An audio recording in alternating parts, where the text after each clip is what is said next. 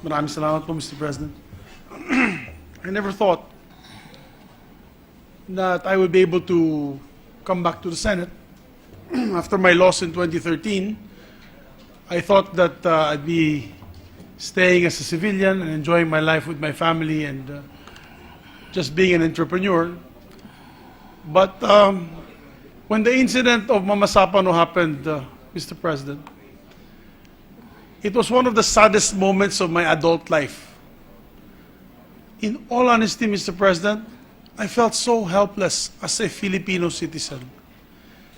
When I saw the 44 bodies carried out of the plane with taps playing in the background, with many people crying on stage, I cried like a baby in my own home, together with my wife.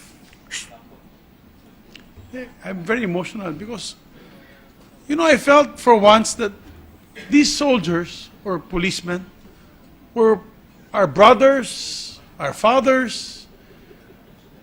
Tapos nung hapon na yun, okay na, we were able to calm ourselves down and compose ourselves. I happened to watch TV Patrol that night. I had the luxury of doing so as I was a civilian in my own home.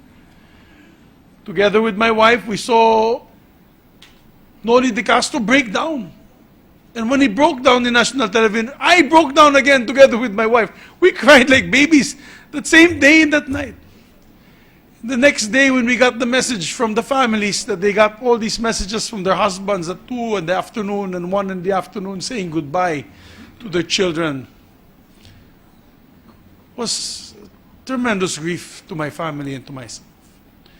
Mr. President, I commend the good gentleman from Subic for bringing this up again, because really there's no closure. If I feel the same way today, that is because there's no closure for the 44 families that had suffered. Mr. President, I agree with the good gentleman that maybe an investigation should be done, but I also agree most especially with the observation of Senator Sani Angara that development should be given also, and opportunities and support be given to our troops on the ground. Until now, they're still fighting without any air support.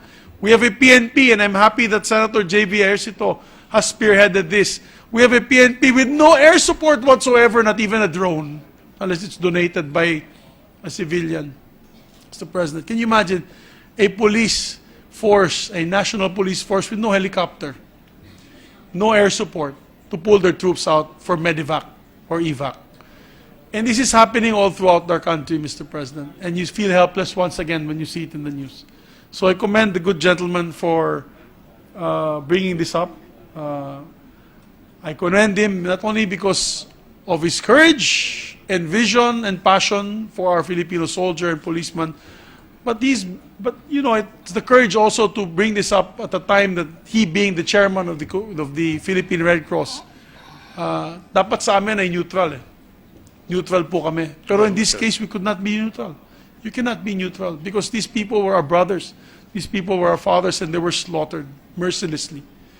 And I enjoin everyone to really never forget the honorable 44, the fallen 44, that gave their lives for our freedoms, for our ability to speak in this podium today, for our ability to wake up every morning to kiss our children goodbye for them to go to school. We should never forget those people who surrendered their lives for us, for the basic freedoms we are celebrating and doing every day, Mr. President. So I salute these gentlemen and ladies, and I enjoin the good gentleman with this proposal to honor the fallen 44. Maraming salamat po, Mr. President.